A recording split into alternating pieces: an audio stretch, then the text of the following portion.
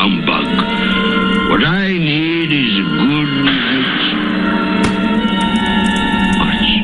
What's that? Someone's in the wine cellar. But the door's locked and double locked. It's coming. It's coming closer. Outside my door. I won't believe it. This humbug still. Ebenezer Scrooge. Ebenezer Scrooge. Oh, no. What do you want with me? I want much of you, Ebenezer. Who are you? Ask me who I was. Well, you're very particular for a ghost. All right. Who were you then? In life, I was your partner, Jacob Marley. Jacob Marley? But you're dead. You died 7 years ago. 7 years ago this very night. You are a ghost then? What's wrong, Ebenezer? Don't you believe in me? I do not. You doubt your senses, Ebenezer? Yes, because a little thing affects them. A slight disorder of the stomach makes them cheats. You can't be a ghost. You may be an undigested bit of beef, a blot of mustard, a crumb of cheese, a fragment of an underdone potato. There may be more gravy than grave about you, whatever you are. Humbug, I tell you. Humbug. Excuse me, Jacob. Excuse me. I do believe in you. You are a ghost, Jacob. Thank you. But why do you walk the earth, Jacob? Why do you come to me? It is required of every man that the spirit within him should walk abroad among his fellow men and travel far and wide to witness what it cannot share but might have shared on earth and turn to happiness. Oh, tell me, Jacob, what is that chain you wear around you? I wear the chain I forged in life. I made it link by link and yard by yard by my own free will. Is its pattern strange to you, Ebenezer? Cash boxes, keys, padlocks, ledgers, purses. Yours was as heavy and as long as this 7 years ago. And you have labored on it since, Ebenezer. Oh, Jacob, speak comfort to me. Comfort I have none to give. I cannot rest, I cannot stay, I cannot linger. Weary journeys lie before me. You travel fast? Yes, Ebenezer, on the wings of the wind. 7 years dead and traveling all the time? 7 years, Ebenezer. 7 years of remorse. Ebenezer, do you know that no space of regret can make amends for one life's opportunities misused? But you were always a good man of business, Jacob. Business? Mankind was my business. Charity, mercy, benevolence, they were all my business. The dealings of my trade were but a drop of water in the comprehensive ocean of my business. Oh, Jacob, don't take on so. Jacob. Listen to me, Ebenezer. I listen to you, Jacob. Go on, Jacob, speak to me. But don't be so flowery. Ebenezer, I am here to warn you that you have yet a chance and hope of escaping my fate. Do you hear that, Ebenezer? Yes, Jacob. You always were a good friend to me, Jacob. Thank you, Jacob. But go on. Go on. Go on. How shall I escape? Oh, I'm afraid, Jacob. You will be haunted by 3 spirits. Is that the only chance and hope, Jacob? It is your only chance and hope. Then I think I'd rather not. Without their visit, you cannot hope to shun the path I tread. Expect the first tomorrow. when the bell tolls one. Couldn't I take them all at once and have it over, Jacob? Ebenezer, look that for your own sake you remember what has passed between us. And remember, when the bell tolls one, look for the first spirit. Molly. Jacob, Molly.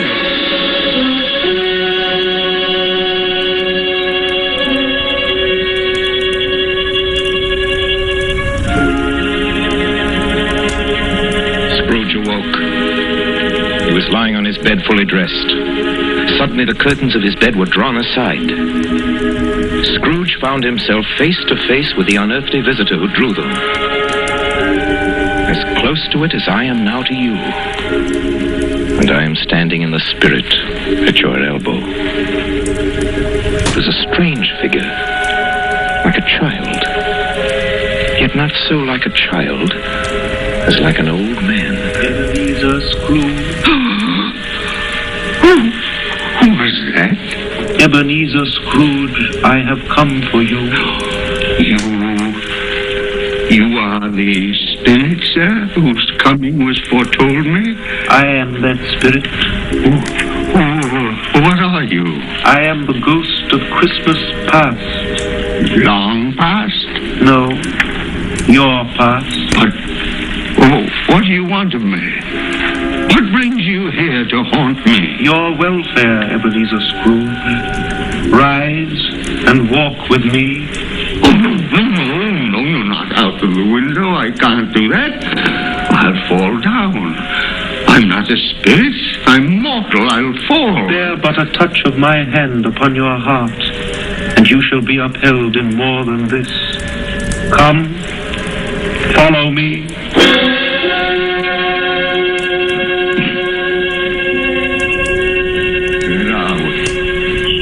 What's become of the city? And there's snow upon the ground. Where are we? These are the shadows of the things that have been. You recognize this countryside?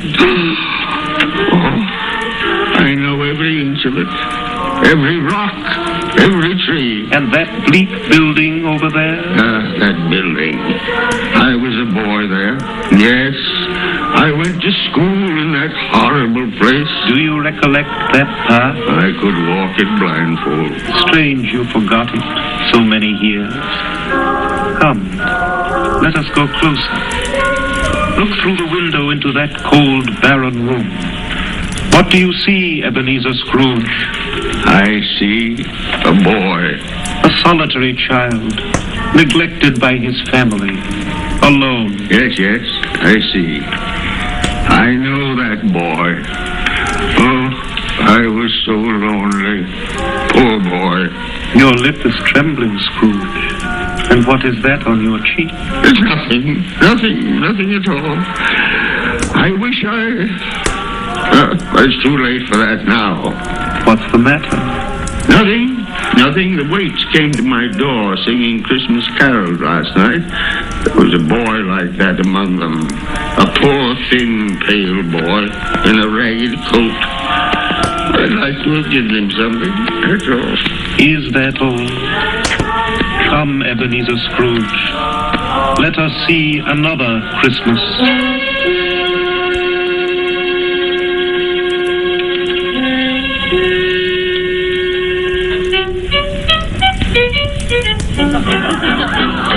Do you know this place, Ebenezer Scrooge? Know it? Why, this is the counting house where I was apprentice. Listen. Who's your partners?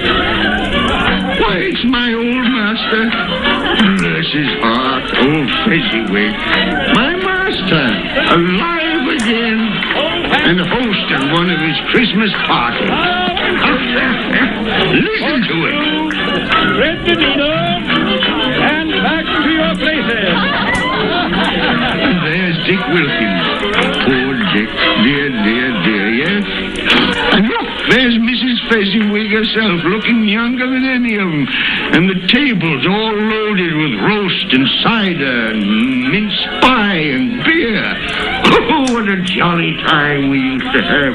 That carefree young man with the light heart and the gay smile. Do you recognize him? Yes. Merciful heaven. How happy I was then. A small matter for old Fezziwig to make those silly folks so full of joy. Small matter? Small indeed. Isn't it? He has spent only a few pounds of your mortal money. Is that so much that he deserves praise? It's not that. It's not that, Spirit. Old Fezziwig has the power to make us happy or unhappy, to make our service light or heavy. His power lies in words and looks, in things so tiny it's impossible to count them up. The happiness he gives is quite as great as if it cost her... What is the matter? Nothing. Nothing at all, Spirit. Something, I think. No. Only, it's just that I should like to be able to say a word or two to my clerk, Bob Cratchit, just now, that's all. Hold hands with your partner and glance and retire. Now in curtsy.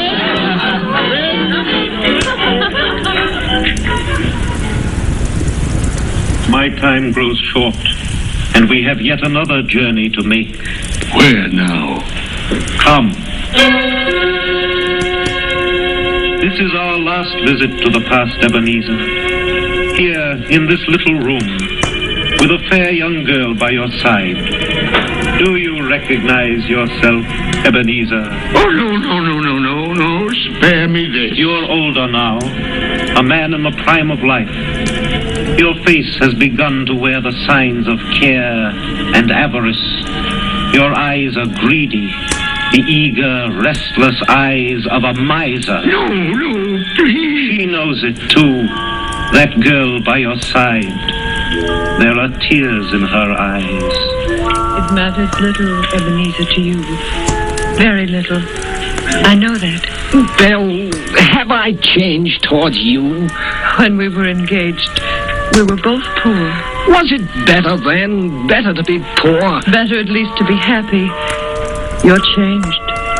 You were another man then. I was a boy. Do you blame me because I've grown wiser? Have I ever tried to break our engagement? In words, no. Never. In what, then? In a changed nature. In an altered spirit. In everything that made my love of any value in your sight. So I release you from your promise. Belle. Oh, at first it may cause you pain to lose me, a very brief pain. But soon it will be dim, like a half-remembered dream, an unprofitable dream, and you will be glad to be awake from such a dream. May you be happy in the life you have chosen, Ebenezer, for the love of him you once loved. Spirit, it's enough. Show me no more. Take me home. These were shadows of the things that have been. That they are what they are. Do not blame me. No more. One shadow more. Come. Do you see this man, Ebenezer Scrooge? This man might have been you. And the woman beside him your wife. And that girl. That girl might have been your daughter, Ebenezer Scrooge. She might have called you father. She might have been a springtime in the haggard winter of your lives. Please let me go. Show me no more. Listen now, while they speak, Ebenezer. Belle, I saw an old friend of yours today. Who was it? Yes. How can I? Oh, I know. Mr. Scrooge. Mr. Scrooge it was. I passed his office window. It wasn't shuttered, and there was a candle inside, so I couldn't help seeing him. His partner, Marley, lies at the point of death, I hear, and there Scrooge sat all alone. Quite alone in the world, I do believe. Spirit, I can bear no more. Leave me. Haunt me no more. Take me back. Take me back!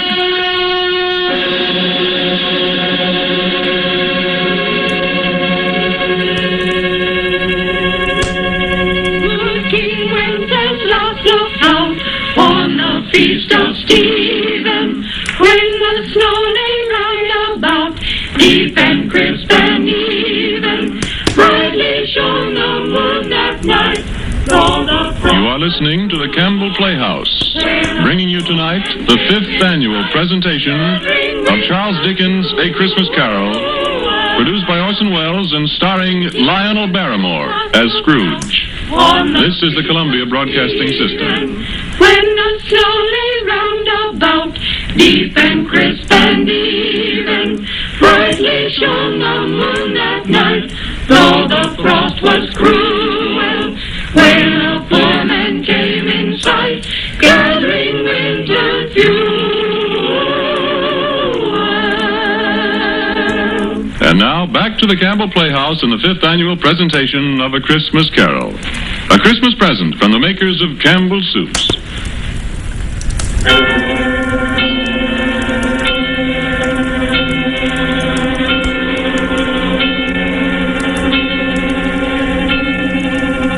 Stroke of one, Scrooge awakened suddenly and sat him bolt upright in his own bed.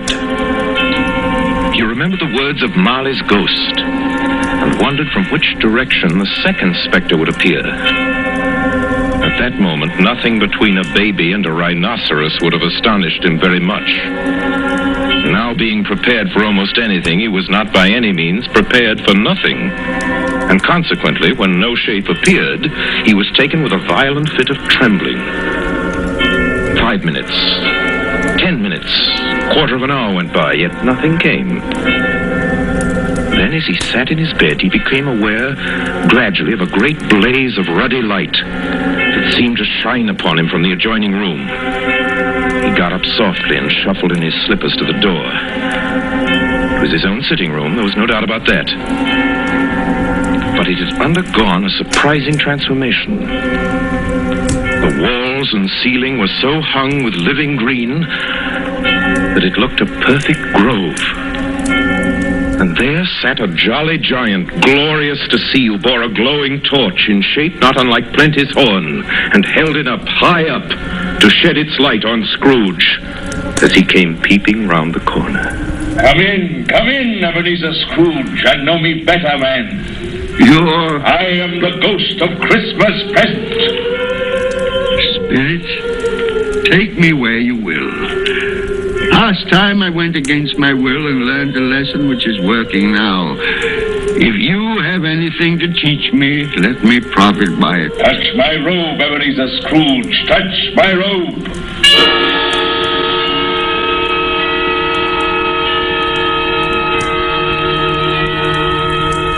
Where have you brought me, Spirit? To an humble dwelling, in an humble street. It's miserable enough. Yet there is happiness there. Who are these people? Who's that woman? And the children? These are the family of your clerk, Bob Cratchit. See his wife, dressed in a twice-turned gown, but brave in ribbons, laying the table for their Christmas dinner. And there, assisting her, is her daughter, Belinda. And the young man with a fork in the stuffing, that's Master Peter Cratchit. And the two little Cratchits. Listen, Scrooge, and watch. Here's Martha, Mother. Quiet, children, quiet. Now sit you down before the fire, Martha, and have a warm, Lord bless you. Where's Father? He's been to church with Tiny Tim. They'll be along directly. How is Tiny Tim, Mother? Any better at all? Sometimes I think he is. And sometimes I think, oh, dear God, if anything should happen to Tiny Tim. Oh, Mother, you mustn't even think of such a thing. It's everybody's Martha, welcome, my dear. Oh, Merry Christmas, Father, and Tim. Merry Christmas, Martha. Oh, Tim, you darling. Oh, Father, I'm so glad to be home. And we're glad to have you, Martha. And how did little Tim behave in church, Bob? As good as gold and better. I like church, Mother. Oh, they sang the nicest songs. I hope people saw me there. Saw you there? And why, Tim? Well, don't you see? Because I'm lame. And if they saw my crutch, it might be pleasant for them to remember on Christmas who it was made lame beggars walk and blind men see. Bless you, my son. Are we ready to eat, Mother? Yes, children, we're all ready. Come, take your places and wait your turn. There's plenty of stuffing and dressing and plum pudding for all of you. Martha, take care of Tiny Tim and see that he eats plenty. Yes, he must Mother. get strong and well. Now sit down, everyone. Yes, come on, Tiny Tim. And now, my dears. I see a vacant seat in the poor chimney corner, and a crutch without an owner, carefully preserved. No, kind spirit. Say he'll be spared. Say he'll live. If these shadows remain unaltered by the future, Ebenezer, the child will die. And to praise thy name. Amen. Amen. And now, my dears, with such a dinner, a toast. A Merry Christmas to us all, and God bless us. God bless us, everyone. And now to Mr. Scrooge. I'll give you a toast to Mr. Scrooge, the founder of the feast. The founder of the feast, indeed, who pays you all 15 shillings a week. I wish I had him here. I'd give him a piece of my mind to feast on, and I hope he'd have good appetite for My it. dear, the children, Christmas Day. It should be Christmas Day, I'm sure, on which one drinks the health of such an odious, stingy, unfeeling man as Mr. Scrooge. You know he is, Bob. Nobody knows it better than you, poor fellow. My dear Christmas Day. I'll drink his health for your sake and the day's, not for his. Long life to him. A Merry Christmas and a Happy New Year. He'll be very merry and very happy, I have no doubt. And I say God bless him too, Mother, and everyone. Yes, Mr. Scrooge. Very well.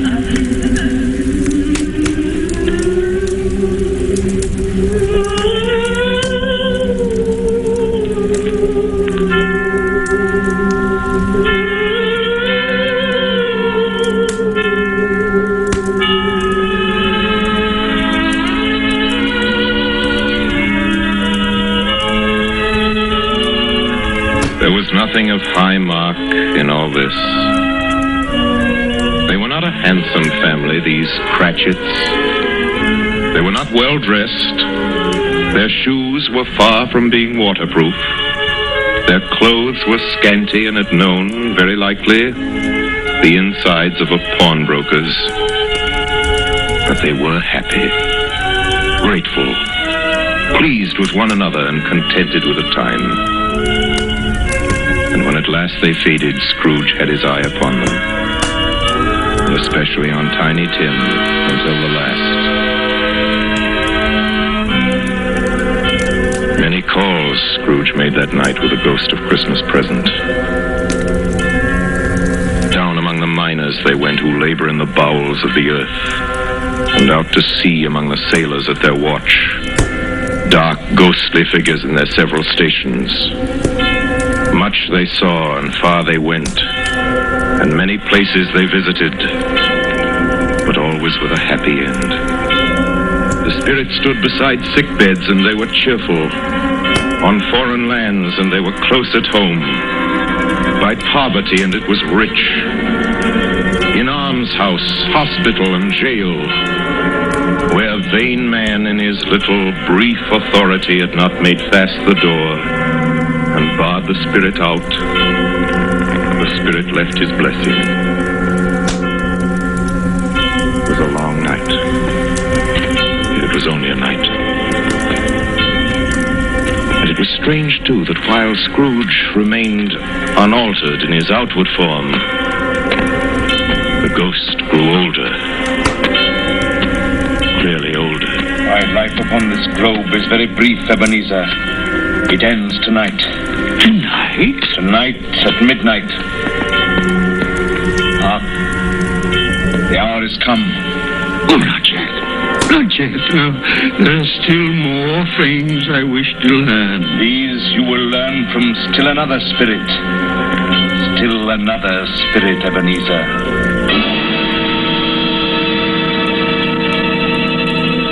Scrooge looked about him for the ghost. It had vanished. But he found himself once more in his bed, in his dressing gown and his nightcap. He'd heard the clock strike.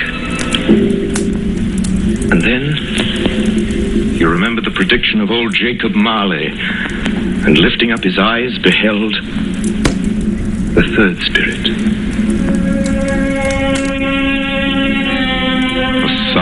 phantom.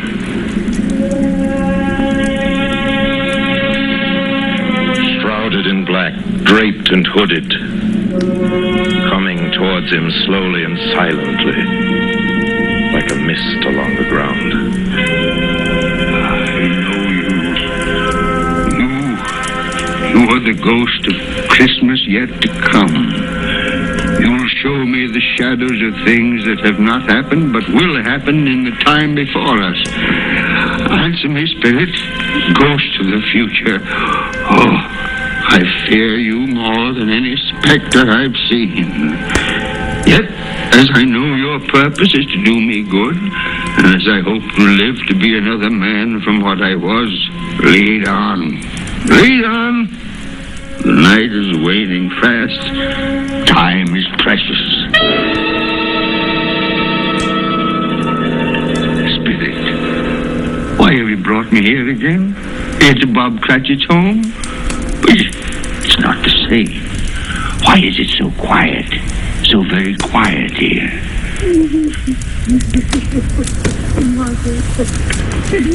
Mother, please. Oh, my son. My little son. Tim. I loved him so. Mother, dear, you mustn't. It's almost time for Father to be home. Don't let him see you crying. Yes. Yes, Martha. He's late tonight. He walks slower than he used to. Yet I've known him to walk very fast indeed with Tiny Tim on his shoulder. So have I, Mother. But he was light to carry. And his father loved him so that it was no trouble. No trouble at all. Bob. Good evening, my dear. You're late, Bob. I'm sorry, my dear. I went to the churchyard today. I wish you could have gone with me. It would have done your heart good to see how sweet and green a place it is. You'll see it often. I promised him. I promised Tiny Tim we'd walk there on Sunday. Oh, Father dear, it's God's will, Bob. I'm trying to understand it, my dear. My son. My little son, Tiny Tim. And I loved him so. Oh, that's cruel. Cruel. Spirit, can't you give me one ray of hope that I may change all that? That Tiny Tim may live?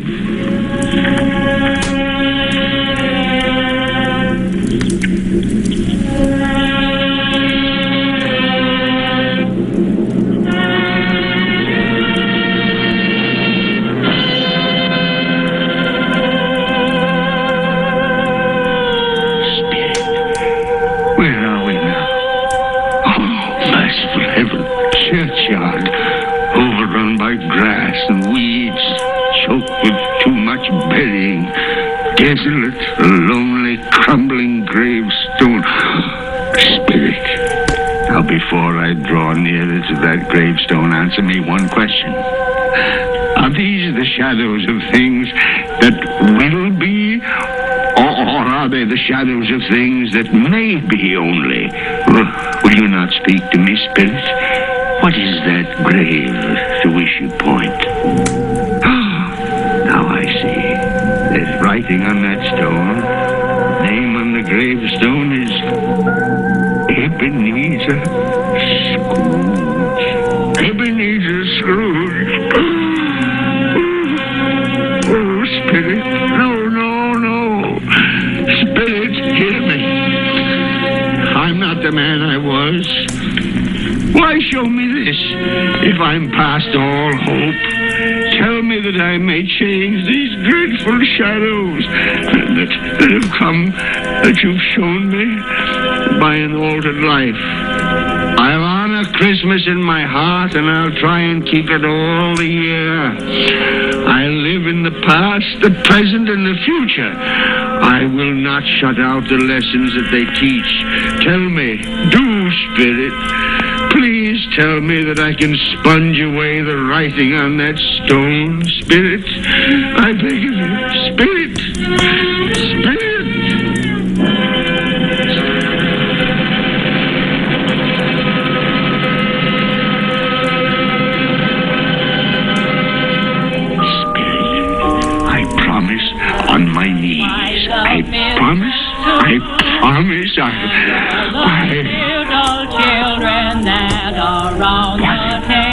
What's this?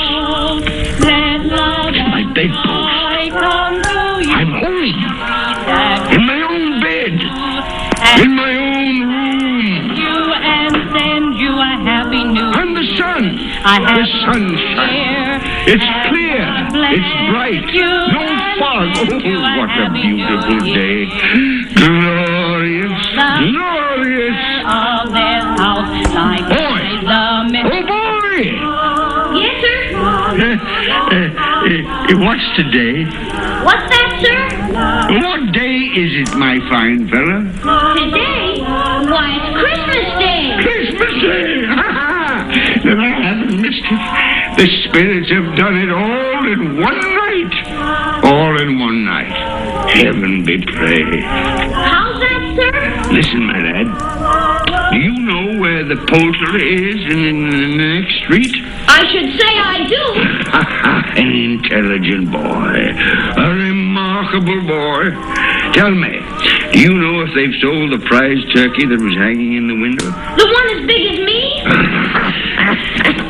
What a delightful boy. It's a pleasure to talk to you. Yes, my buck? It's hanging there now, sir. Oh, that's wonderful. Now go around, will you, and tell him to send it to Bob Cratchit and his family on Broad Street. And mind you, they're not to know who paid for it. Hurry along, my lad. And here's half a crown for your trouble. Yes, sir. Yes, sir. And a Merry Christmas. And a Merry Christmas to you, too, my boy. I don't know what to do. I'm as light as a feather, as happy as an angel. I'm as merry as a schoolboy. A Merry Christmas. A Merry Christmas to everybody. A Happy New Year to all the world.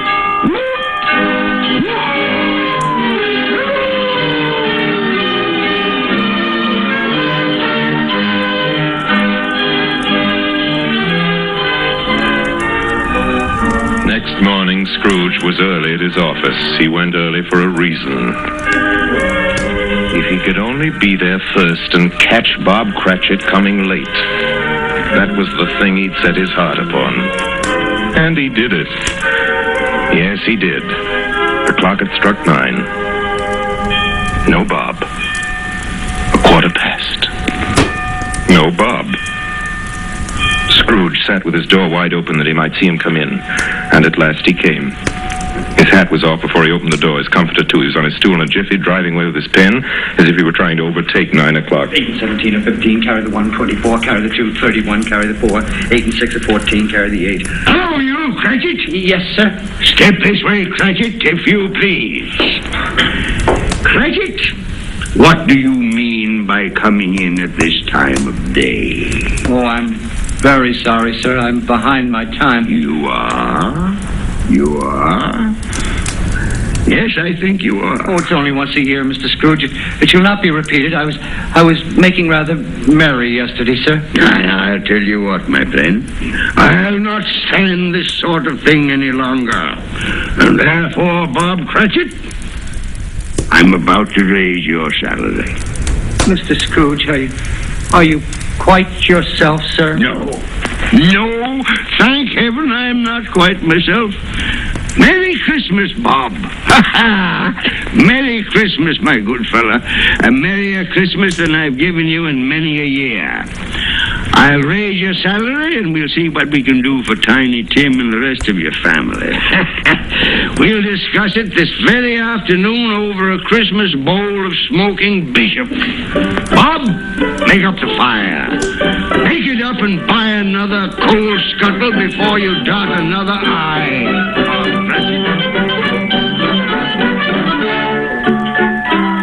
Scrooge was better than his word.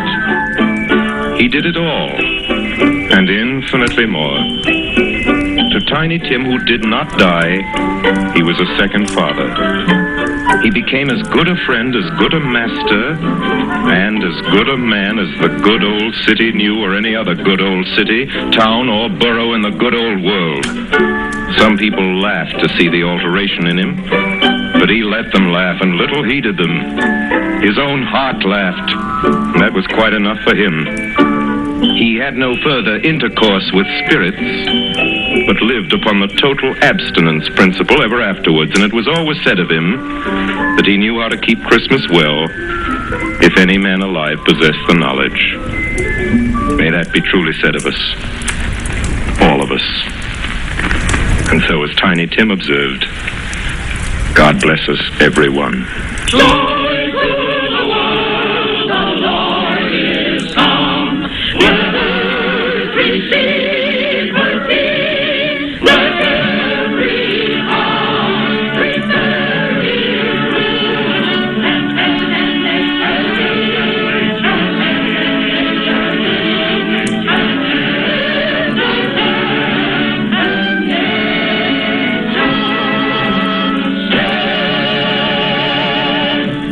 You have just heard our annual presentation of Charles Dickens' A Christmas Carol, starring Lionel Barrymore, brought to you by the makers of Campbell Soups. And now here is Orson Welles. At this point in the program, ladies and gentlemen, it is my custom, as you know, to present to you with a few words of introduction our guest of the evening. With your consent, I shall dispense with this tonight to introduce tonight's guest to the Campbell Playhouse audience or to any other American audience is an extravagant and superfluous procedure. For if ever an actor has won for himself a lasting place in the hearts of his fellow countrymen through years of unsparing and inspiring service, that actor is Lionel Barrymore. Mr. Lionel Barrymore. Thank you, Orson Welles. Good evening, ladies and gentlemen. This is the 4th year I've had the pleasure of appearing in the Christmas Carol here on the Campbell Playhouse, and I assure you all it's a pleasure that never tires. As long as I can remember, this has been one of my favorite stories. When we were children, it was read to us regularly at this time of year, as it is to millions of children right now. And like many of them, I'm sure, the three of us, Ethel, Jack, and I, with the aid of a sheet and some old ironware, made a play of it. As I remember, we had 3 Scrooges in that production. Mr. Barrymore, who played Tiny Tim? I think we had 3 Tiny Tims, too. But seriously, I can think of no part that I've enjoyed playing again and again as much as I have the part of that squeezing, wrenching, grasping, scraping, clutching, covetous old sinner, Ebenezer Scrooge. And I can think of no happier or more suitable choice for the makers of Campbell Soups to offer the people of America as their Christmas present each year than Charles Dickens' well-beloved story, Christmas Carol. Good night, Orson. Good night, everybody. And a Merry, Merry Christmas to you all. Good night, Mr. Barrymore. Merry Christmas to you, sir. Ladies and gentlemen, for next Sunday night, we're happy to announce our version of a great and truly American story by a great American novelist, Come and Get It, by Edna Ferber. Against a background of the mighty forests of Miss Ferber's own Wisconsin, it tells a stirring tale of the men and women who live and die in the woods in order that lumber may come down the rivers every spring into the cities of the modern world. Like so many of Miss Ferber's epic romances of American life, it was made from a best-selling novel into a highly successful motion picture. Now we bring it to you on the air. The story of a man and his son and the girl they both loved, Lotta.